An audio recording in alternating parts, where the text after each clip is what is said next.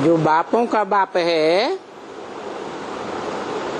बाप का काम होता है बच्चों को वर्षा देना, नहीं तो बाप किस बात का। तो वो बाप अपना शरीर न होने से जिस शरीर में मुकर्रर रूप से प्रवेश करता है उसका टाइटल लेता है भाग्यशाली रथ।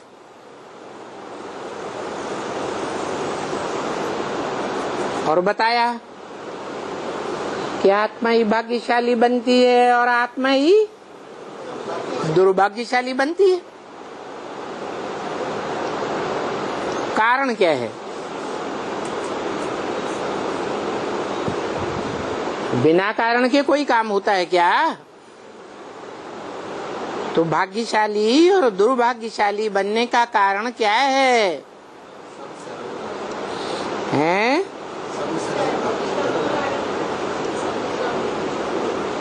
क्या बताया? किसके संग का रंग है? जनमण का संग होता है क्या? संग शरीरधारी का होता है। शरीर की कर्मेंद्रियों से संग लगता है कि बिना शरीर के संग का रंग लगता है। शरीर के द्वारा संग लगता है। और वो बापों का बाप जिसका कोई बाप नहीं है वो क्या कहता है? हैं? बाप बैठकर कहते हैं कि ये भाग्यशाली रथ है।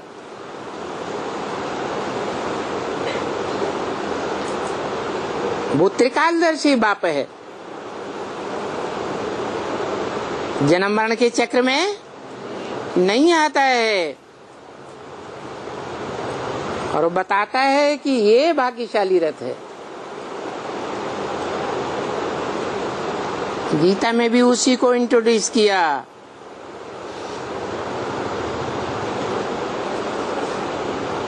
अर्जुन की ओर इशारा किया।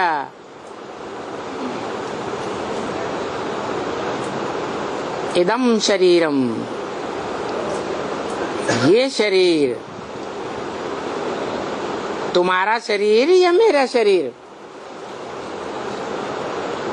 है? तुम्हारा शरीर। जिसने बोला तुम्हारा शरीर, उसको अपना शरीर तो होता ही नहीं।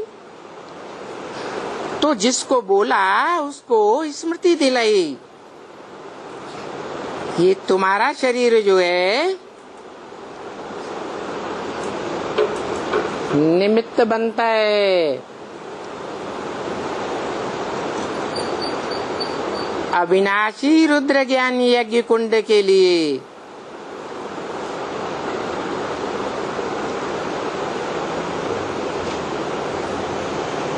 ज्ञान यज्ञ का नाम क्या है? अविनाशी रुद्र यज्ञ। शिव युद्ध रुद्र यज्ञ नहीं। शिव का तो नाम बदलता ही नहीं। शिव तो बिंदी का नाम है।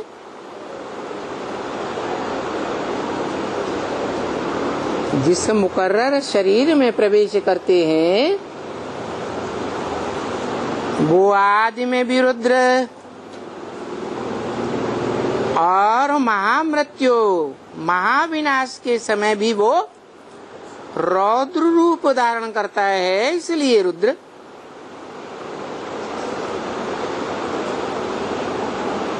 और अविनाशी भी है, कभी विनाश होने वाला नहीं है। और जो भी शरीर हैं मनुष्य मात्र के, देवताओं के, राक्षसों के, प्राणी मात्र के जो भी शरीर हैं वो सब है विनाशी है।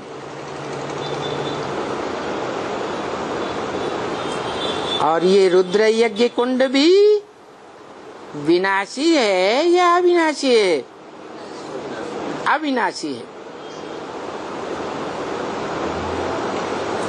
इस यज्ञ कुंड में सारी दुनिया को स्वाहा होना है।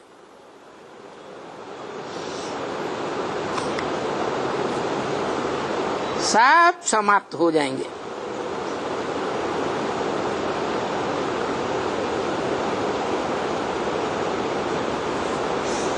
यज्ञ समाप्त हो जाएगा, यज्ञ कुंड समाप्त हो जाएगा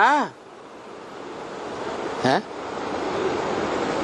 जो ज्ञान यज्ञ कुंड है वो समाप्त हो जाएगा है? नहीं होगा। सारी दुनिया खलास हो जाएगी। ज्ञान यज्ञ कुंड खलास नहीं होगा। होगा है? नहीं होगा। अविनाशी है ना, तो नहीं खलास होगा। तो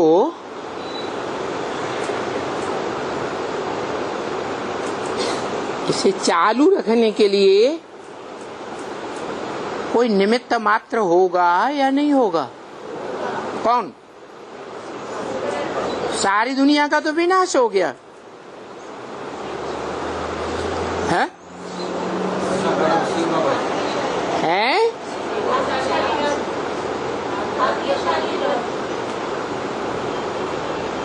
बोला है इस संसार में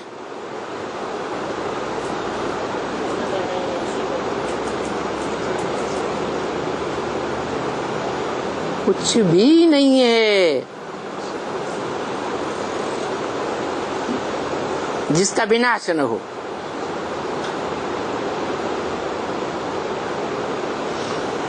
एक शिव बाबा ही है क्या? सदा कायम है। तो जो शिव बाबा है सदा कायम है इस सृष्टि पर।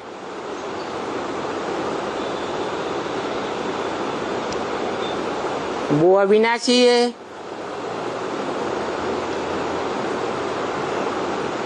जिसका महाविनाश में भी विनाश नहीं होता।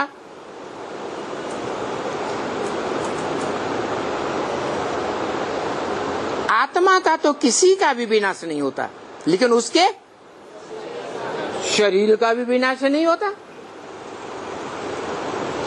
तो दुनिया में सबसे जास्ती भाग्यशाली कौन हुआ है? आत्मा और शरीर के बीच में है। यहाँ परम ब्रह्म की तो बात नहीं आई अभी। बात है आत्मा और शरीर। शरीर 5 तत्वों का पुतला, और पृथ्वी जल वायु अग्नि आकाश ये 5 तत्व बनते बिगड़ते रहते, नाश नहीं होते। ये एलिमेंट हैं, एलिमेंट का कभी भी नाश नहीं होता।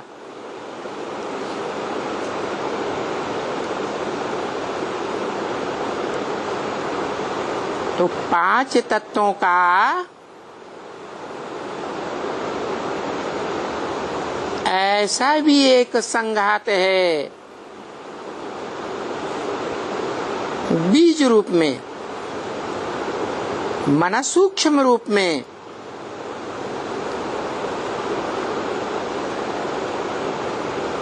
जो इस संसार में कोई भी प्राणी मात्र के शरीर नहीं रहेंगे, लेकिन वो बीज रूप शरीर जरूर रहेगा। जिसे गीता में कहा है धर्म क्षेत्रे कर्म क्षेत्रे।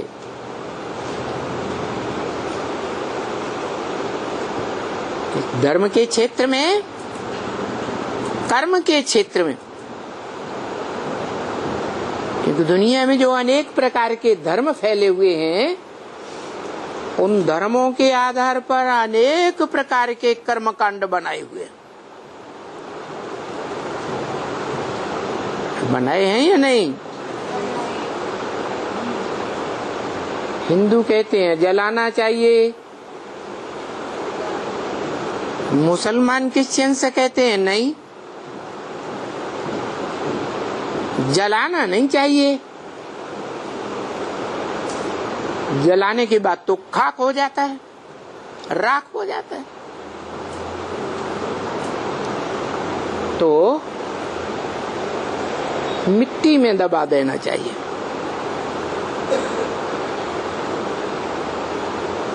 क्योंकि मिट्टी में पांचों ही तत्व विद्यमान है।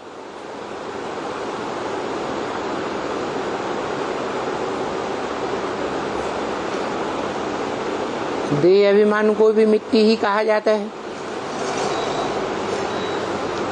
तो वो देह अभिमानी धर्म पिताओं ने ये बात निकाली कि हम तो देह हैं। क्या हमारे देह अभिमान का विनाश नहीं होता?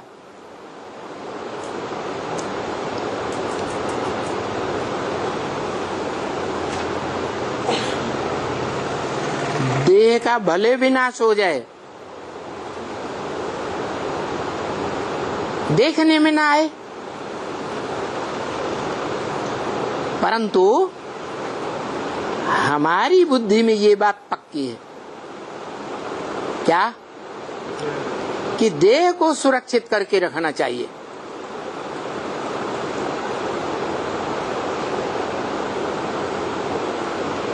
और भारतीय शास्त्रों में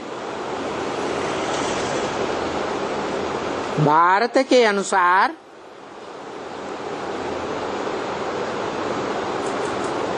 कौन सी ऐसी आत्मा है जो देह रूपी मिट्टी से ही जन्म लेती है और मिट्टी में ही समा जाती है? कौन है? सीता। सीता के लिए गायन है कि मिट्टी से ही, धरणी से ही जन्म लिया और धरणी में ही समा गई।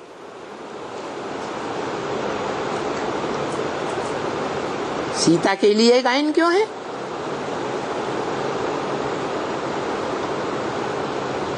राधा के लिए क्यों नहीं?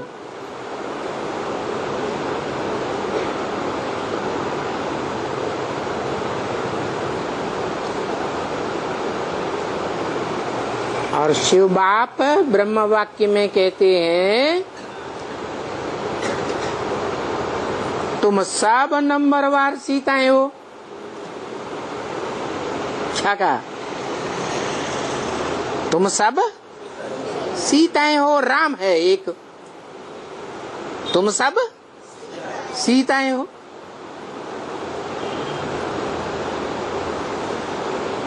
तो जब सब सीताएं हैं नंबरवार, तो सब सीताओं की आखिरी गति, अंतिम गति क्या होगी? है? अरे जो अव्वल नंबर सीता है उसका गायन है, अव्वल नंबर अर्जुन है उसका गायन है, युद्ध स्थिर है उसका गायन है। तो तुम सब सीताएं हो, तो जो भी नंबरवार सीताएं हैं उनका आदि भी देह अभिमान की मिट्टी से है और अंत भी देह अभिमान की मिट्टी में है। मना 100% देह अभिमान को कोई भी मनुष्य आत्मा नहीं छोड़ पाती, सिवाय एक है राम के, जिस राम के लिए बोला है राम बाप को कहा जाता है। क्या कृष्ण बच्चे को कहा जाता है। कृष्ण है मनुष्य सृष्टि का पहला पत्ता, राम बाप है बीज, बाप बाप माने बीज। तो मनुष्य सृष्टि रूपी वृक्ष के जितने भी पत्ते होंगे वो पहले पत्ते के समान ही होंगे ना, है? होंगे या नहीं होंगे? है पहला पत्ता ही बीज रूप बाप से जन्म लेता है। तो ज्यादा ताकत किस में होती है, बाप में या बच्चे में? बाप में। और पहला पत्ता सृष्टि के आदि में जो शास्त्रों में भी दिखाते हैं कि दुनिया में जलमयी हो गई और पीपल के पत्ते पर पहले कौन आया? कृष्ण आया। तो नई सृष्टि की आदि में सतयुग, सतयुग होता है 16 कला संपूर्ण। बाद में ज्यों ज्यों युगों का परिवर्तन होता है कलाएं घटती जाती। तो जो जो नए पत्ते निकलेंगे सृष्टि रूपी वृक्ष में, कम कलाओं वाले निकलेंगे या 16 कला संपूर्ण निकलेंगे? कम कलाओं वाले निकलेंगे। और जो सतयुग में आत्माएं 16 कला संपूर्ण होती हैं वो भी देह का सुख भोगते भोगते, इंद्रियों से सुख भोगते भोगते नीचे गिरती हैं, कलाहीन बनती हैं या स्थिर रहती हैं? कलाहीन बनती है। माने कृष्ण की आत्मा भी कलाहीनता की ओर जाती है। तो 500-700 करोड़ पत्ते भी कलाहीनता की तरफ जाते हैं।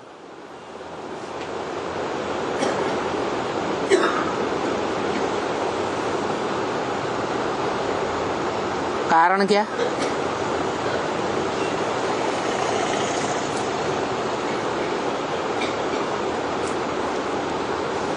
है कोई कारण है या नहीं है कि 500-700 करोड़ पत्ते सब नीचे उतरते हैं, कलाहीनता की ओर जाते हैं, और एक मनुष्य आत्मा है मनुष्य सृष्टि का बाप, जो संपूर्ण कलाहीन नहीं बनता।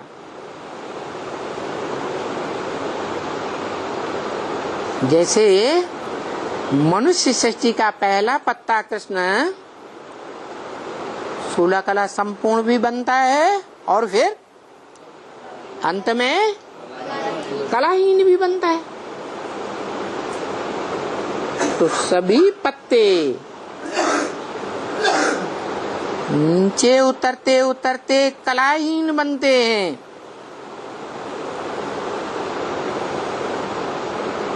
मनुष्य सृष्टि का बीज बाप है।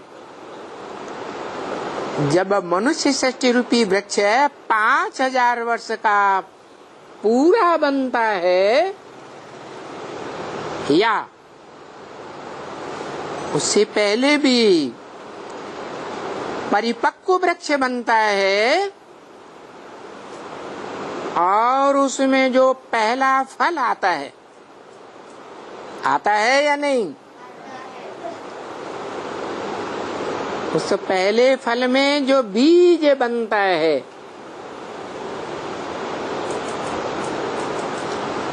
पहले तो वो बीज भी वृक्ष से अटैच होता है, लगाव वाला होता है, या बेलगाव डिटैच होता है? अटैच होता है। फिर जब फल पक जाता है तो क्या होता है? डिटैच हो जाता है। मनुष्य सृष्टि रूपी वृक्ष में भी प्रत्येक अंग, चाहे वो पत्ते हो, चाहे वो तना हो, टहनियां हो, कोई भी शाखाएं आदि हो, वो सब अटैच होकर रहती है। एक बीज ही है जो वृक्ष में सबसे पहले क्या होता है? डिटैच हो जाता है। तो मनुष्य सृष्टि का बीज है, मनुष्य सृष्टि का बाप, जिसे शास्त्रों में प्रजापति कहा है।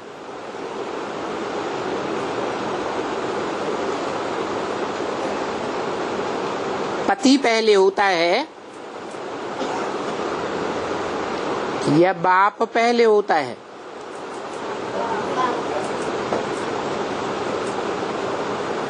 संसार में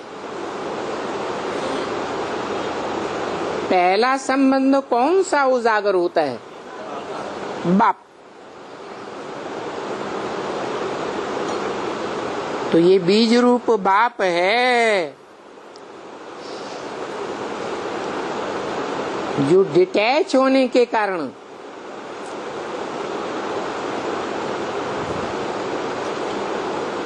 बहुत शक्तिशाली है।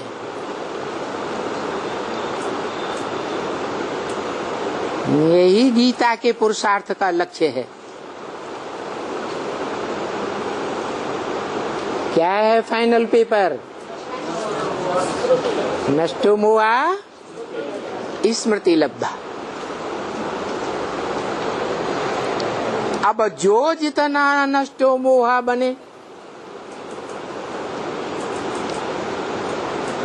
और एक की स्मृति को लब्धा प्राप्त करे, क्या जो एक ऊंचे ते ऊंचे है इस संसार में, कौन? अभी बताया, भाग्यशाली रथ। उस भाग्यशाली रथ से अटैच हो जाए, सारी दुनिया से तो डिटैच, लेकिन एक से अटैच हो जाए। और जो जितना पहले अटैच हो जाए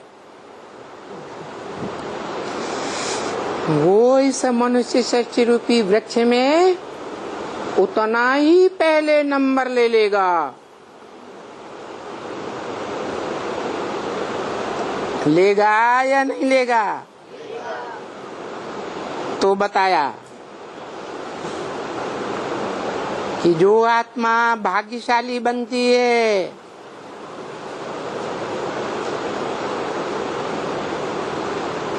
एक जन्म के लिए कम से कम या 84 चक्र में 84 जन्मों के लिए भाग्यशाली बनती है, या दुर्भाग्यशाली बनती है।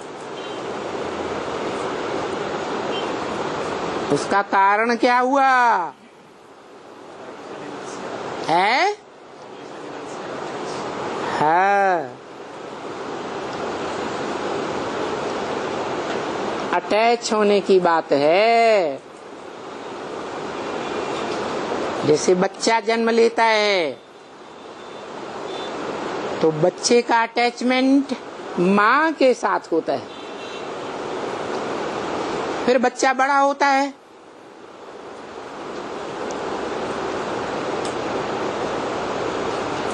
आस पड़ोस में खेलने जाता है, तो जिनके साथ खेलता है उनके साथ अटैचमेंट हो जाता है। और बड़ा होता है, स्कूल में जाता है, तो टीचर के साथ अटैचमेंट हो जाता है।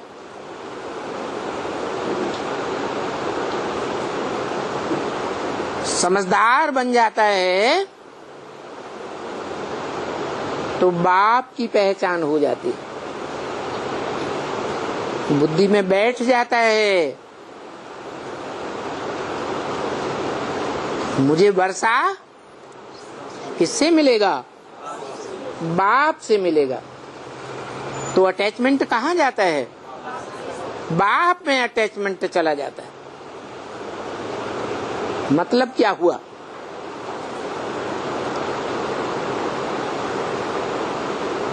बच्चा माँ से अटैच हुआ था पहले,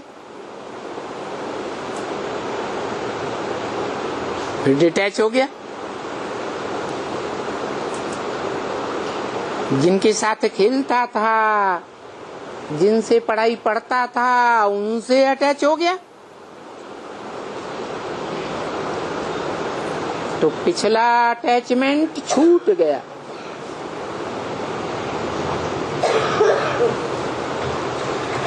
फिर जब समझदार हो गया, समझदार माने समझ किसे कहा जाता है? समझ माने ज्ञान। तो ज्ञान हो गया। अगर पक्का पक्का ज्ञान बुद्धि में बैठ गया क्या कि ये मेरा बाप है जिससे मुझे वर्षा मिलेगा, तो वो अटैचमेंट कहाँ बैठ गया? एक बाप में बैठ गया और सबसे अटैचमेंट टूट गया। तो नियम क्या बना?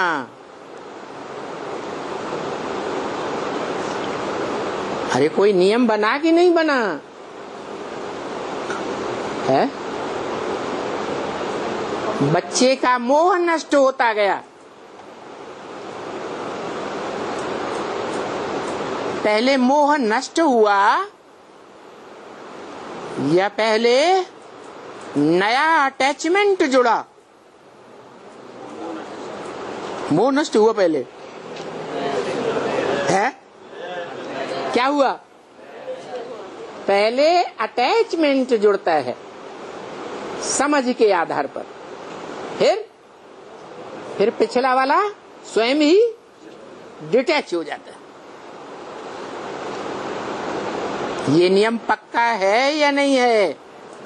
है, पक्का है।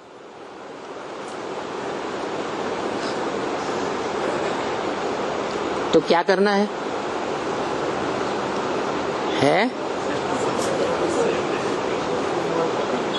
पहले समझ चाहिए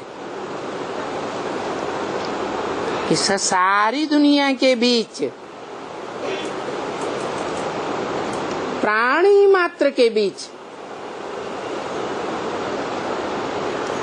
कौन सा प्राणी है? प्राण अर्थात आत्मा को धारण करने वाला।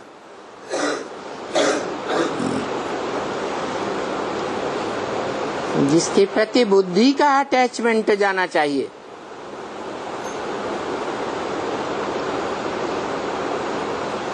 कौन है श्रेष्ठ ते श्रेष्ठ? कौन है कल्याणकारी? कौन है सच्चे में सच्चा? क्योंकि जिसे गॉड इज ट्रुथ कहा जाता है, ट्रुथ इज गॉड कहा जाता है, और गॉड इज वन कहा जाता है, वो ट्रुथ, वो सत्य एक है या अनेक है? तो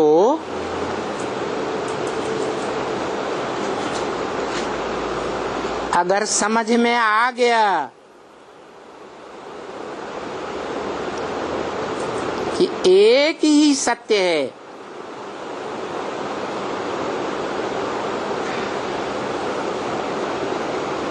जिसको कहा जाता है गॉड इज ट्रुथ।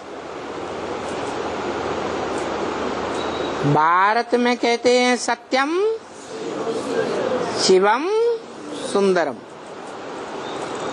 वो सत्य भी है, कल्याणकारी भी है, और उससे ज्यादा सुंदर कोई संसार में हो भी नहीं सकता।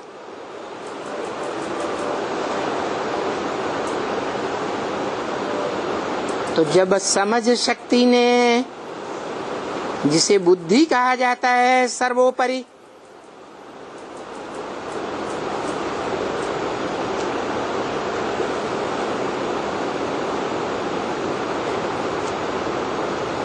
मनुष्य आत्माओं में सबसे ऊंची शक्ति क्या है?